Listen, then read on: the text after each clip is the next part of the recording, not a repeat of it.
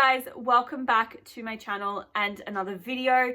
So today we are going to be doing my August TBR. Sorry, I forgot what month we're in. But before we do that, just wanted to say that yes, my shelves look a little bit different. I'm currently in the process of rearranging them. I'm not loving how they look. I did like some of them. Obviously, I hate this right here. That's not staying. But some of it I did like. I am filming that for you guys, so there will be a video up probably later in August. Now that I'm sitting here filming it, I really don't like the way that some of these shelves look. So I've got some rearranging to do, but that video is coming, but did just want to address that yes, the background is slightly different, and yes, you will see a video on it. So like I said, today is the August TBR. I have just picked out 6 books that I want to read. I am a little bit nervous because some of these are on the slightly thicker side and I think I'm being a little bit too ambitious. So I'm going to get all 6 read. I just don't know whether I'm going to be able to read any other books in the month, but let's just get straight into the books that I have picked out to read. But the first book that I have picked to read is Battle Royale,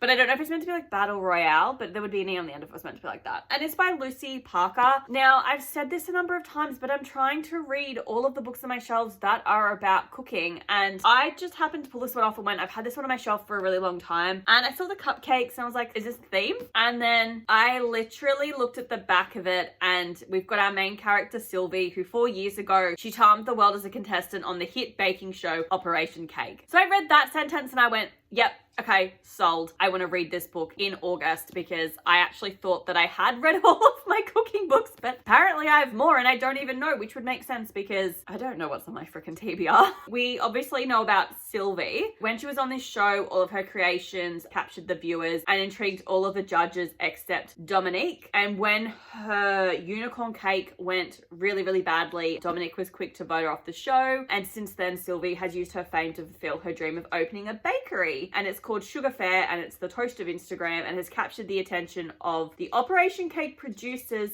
and a princess. So then we have Dominique, who is the king's favourite baker and a veritable British institution. He's brilliant, talented, hardworking, and an icy, starchy grouch. Learning that Sylvie will be joining him on the Operation Cake judging panel, so she's going to be on the panel, is enough to make the famously dour baker even more grim. Her fantastical baking is only slightly more troublesome than the fact that he can't stop thinking about her pink-stringed hair and irrepressible dimple. Oh, she does have pink in her hair. So they both then learn that they're going to be fighting for a once-in-a-lifetime opportunity to bake a cake for the upcoming wedding of Princess Rose. The flower begins to fly as they fight to come out on top. The bride adores Sylvie's quirky style, but the palace wants Dominique's classic perfection. In this royal battle, can there be room for two? I mean, I think the royal battle would make more sense than Battle Royal. The author, Lucy Parker, is also a New Zealand author, which is exciting because I would love to read more Aussie and New Zealand authors. Look, this sounds cute and fun. I do kind of like the royalty aspects of it. I love a good cooking book and competition, but I hope that it doesn't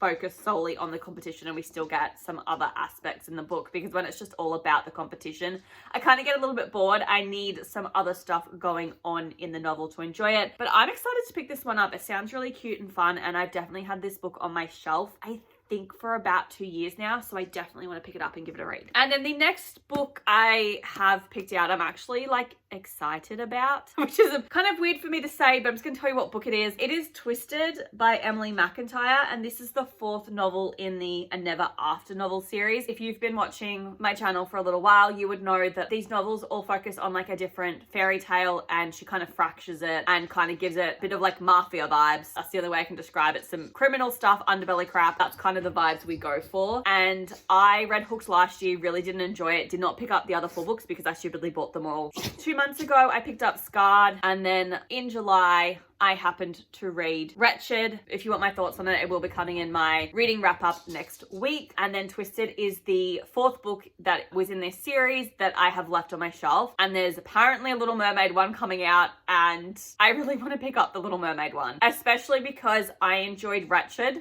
a bit more than I was expecting to. So I basically just want to get this one read because my plan was to sell them, and then I read Wretched and now I'm on the fence about it. Twisted focuses on Aladdin. I'm comfortable with that because the main character is called Yasmin, so I believe that to be Jasmine. She's daughter to one of the richest men in the world and has never known strife, so when her beloved father falls ill, she's determined to make his final days the happiest. His last wish, to see her married to a man of his choosing. Except Yasmin's heart already belongs to someone else, a servant, a man her father would never consider worthy. Stuck between a rock and a hard place, Yasmin strikes a desperate deal with her father's right-hand man, Julian, not realizing he has his own twisted agenda. Julian has one goal, become the most powerful man in the world. He's built a future from broken bones and faded bruises, never caring who he hurt along the way. But when his mentor falls ill, he finds himself on the verge of losing everything, and he'll stop at nothing to inherit what is rightfully his, even if it means forcing a woman he can't stand into marriage. Yasmin is a brat who speaks out of turn, and he's the villain of her story, but he decides she'll be his no matter what it takes to convince her. Are we going to be rooting for Jasmine and Jafar to get together? Because I'm not sure if I like that. We'll see what I think about this one. One thing I will say about Emily McIntyre is that I don't like the themes and tropes in her stories, but I do find that her books are really quite easy for me to read. So even though I don't entirely enjoy what's going on, it is easy for me to get through the books. I mean, it does also help that I don't enjoy the way that she writes sex scenes either, so I just tend to skim through them. You skip a lot of pages when you're not reading those scenes. I'm just going to read this one because I want to get it off my TBR so I can consider selling these books on, but that is twisted. And then the third book that I have decided to pick up is Here for the Right Reasons by Jodie McAllister. I'm going to be frank that I don't actually know what this book is about, for something different. When I started to do my rearranging of my bookshelves, I discovered that I actually had this one on my shelf and I hadn't read it, so I pulled it off. I just wanted a thinner contemporary novel because I don't know if you've noticed, but the first two books that I have picked up are a little bit on the thicker side, whereas this one is a little bit thinner. So I wanted a bit of a thinner contemporary to break up the thicker novels because the next three books, there's a little bit of thickness to them. So I wanted something a little bit thinner so I could feel like I had a quick, easy win. But I don't know what this one is about, except that we've got a hit television show called Marry Me, Juliet, and our main character, Cece James, agrees to be cast as Juliet on the next season. And it's not for the right reasons. She's knee-deep in debt and desperate for the associated paycheck with the role. The last thing on her mind is the hunky Romeo waiting for her at the end of the gravel driveway. Okay, so it's like Bachelor vibes. So I thought for a second that she was going to be the Bachelorette and there would be blokes coming to her. But no. We've got a Romeo, he's the Bachelor. Then we have the Juliets, who are the women competing for his heart. Okay. And our Romeo is called Jillian Jayasingh Mella, and he's not your usual fame-hungry TV star. He's an Olympic gold medalist with calloused hands, kind eyes. It turns out he's not there for the right reasons either. Does anyone go on reality TV for what are the right reasons to go on reality TV? Everyone goes on reality TV show to become famous to an extent. You want to get your name out there, your brand out there. Got to get our next lot of influencers somewhere. Dylan is a spokesperson for a men's mental health foundation and the franchise's first non-white male lead. Dylan's got a charity to plug and something to prove. So he's not there to find love. Neither of them are here to find love. So we're here to get money, promote a charity, and prove some stuff. Oh my gosh, when Cece gets eliminated on the first night, it seems like her and Dylan's awkward first meeting will be their last conversation. But when the TV set is shut down unexpectedly, Cece and Dylan suddenly get a little more time together than expected. Okay, I was expecting her and him to have a cute little meet cute and she would get through a little bit further, not expecting her to be kicked off the show the first night. I'm kind of loving that concept. I do really quite enjoy books that kind of have the Bachelor vibes. Used to enjoy watching The Bachelor, but I'm kind of intrigued by this, especially because it's got more of a twist to the classic kind of Bachelor style thing. She's kicked out first night and then everything gets shut down. It's like, why does it get shut down? What happened? So I feel like this is going to be a quick, fun, easy read and exactly what I'm going to need in August. And then the fourth book that I am picking up is Heart of Flames by Nikki Palpreto. So this is the sequel to Crown of Feathers. This is also one of the books on my book series that I want to read in 2024. So at the time that I'm filming this, I'm currently reading Crown of Feathers. I am just over 100 pages into it. I am enjoying it, I think I can say. So I do want to put on the sequel Heart of Flames. It is 600 pages. Hence why I want cute little fun contemporaries like Here for the Right Reason. I'm putting this on here in the hopes I can read it. This is going to take me a while to get through this. It's nice and floppy though. So we focus on our main character's At this point, I'm not too sure what's going on, but I do believe the whole murdering my sister for the crown thing at this point does not have anything to do with Veronica and Val. I still believe that Veronica is not a queen from what I've read. They live in a society where we had phoenixes and there were phoenix riders, but there was a blood war between the two potential queens, one being a phoenix rider and the other one not being a phoenix rider. And then we also had a rebel queen as well. And the rebel queen died, and then the other two queens went into hiding, I believe, and the government took over, and all of the phoenix riders were hunted down, phoenixes were killed, all their eggs were destroyed or tried to be destroyed. Anytime they kind of found a rebel or someone they considered a traitor who was, I guess, loyal to one of the queens, they were also executed. In order to be a phoenix rider, you have to be, I think, what they call an animage. I may be pronouncing that wrong. If you were found to be an animage, you were also executed potentially. So to be a phoenix rider, you have to be an animage. That's how you are able to bond with the phoenix when the egg hatches and become phoenix riders. So we're like 10 years post this blood war happening. Our main character is Veronica. Her and her sister are animages, and they are trying to find phoenix eggs. We then also have another point of view, which is Sev. He is also another animage. However, he is a murderer who, instead of being executed, decided to join up for the military, and then they basically wipe your crime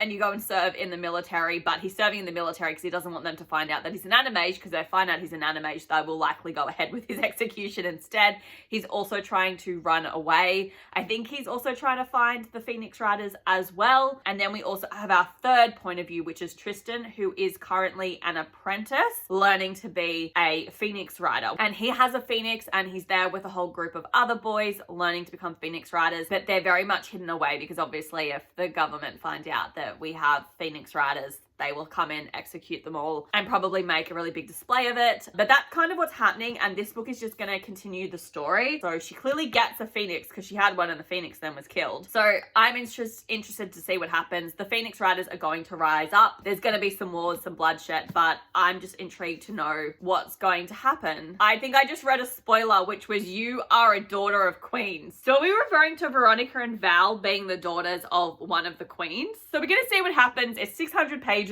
I'm kind of intrigued about what's going on, so that's why I've put it on, and hopefully I don't regret that decision, because if not, I'm not going to read it. And then book 5 is The Young Elites by Mary Lou. So this is the first book. I don't really know what's going on in this one, except maybe we have like a main character is more like a villain and we focus more on that. But essentially we have Adelina, who is the survivor of a blood fever. She's marked by a jagged scar where her left eye once was. She's basically labeled as an abomination and cast out from all she has ever known and loved because she survived it. She ends up finding a sanctuary with other abominations and discovers that the disease has left her with more than just a scar. She now has a mysterious and powerful gift. She is a young elite, but her ability is stronger than anyone else's before her, and unless she can control the vengeful darkness growing in her heart, she could be a danger to all of them. This is also a book that is on the book series that I'm going to read in 2024. Okay, so like one of my big complaints about the Legend trilogy is that the different point of views resulted in different fonts, and I just couldn't get behind it, and this one doesn't have that issue, so I'm really excited. We're just going to read it, see what happens. It sounds a bit more interesting than the Legend series, so we'll see how we go and what I think of it, but that is The Young Elites.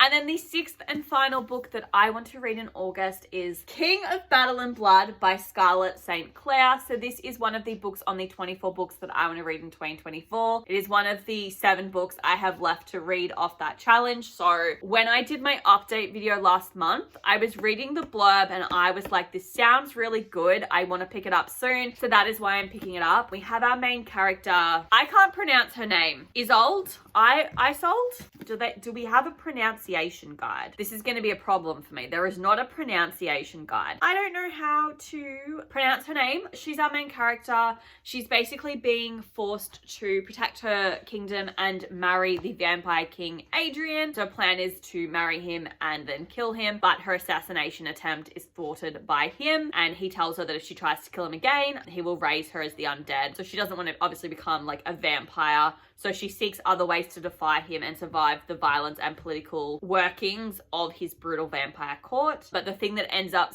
kind of scaring her the most is her attraction to Adrian, and Adrian wants to become less of a monster for her. So despite their undeniable chemistry, she can't help but wonder why the king, fierce, complicated, ambitious, and at times inexplicably tender, chose her as a consort. So this is a bit more, I think, of going to be like a dark romance novel. It's going to be, I think, less on the fantasy vibes, which is what I thought it was going to be. I'm excited to pick it up. The sequel is out, so if I do enjoy it, I will probably pick up the sequel and read that one at some point. But I'm just excited to finally read this one. I see Scarlett St. Clair's books all the time at the bookstore, and I just want to pick them up because they look so good and they sound so good, but I don't know if I'm going to enjoy her writing or actually enjoy them. So instead of buying all of the books, I'm just going to slowly read them and let that determine if I need to pick up the rest of them. But if I have my way, yes, I will be. Okay, so they are all 6 books that I want to read in the month of August. I'm a little bit nervous because they're all on a bit of the thicker side and I prefer thinner books, but my reasoning for picking these books up was that clearing out a lot of space in my TBR cart, which is what I want because I'm getting very, very close to having all of my unread books on my TBR cart, and I'm starting to feel good about myself. There is obviously nearly an entire shelf of unread books in the fantasy shelves, but that doesn't sound like a current Nicole problem, so we're not going to worry about it too much. But anyway, guys, I am going to end this video here. I hope you guys enjoyed it, and let me know in the comments down below if there are any books you are putting on your August TBR. But I will see you next week for the July reading wrap up. Bye, guys.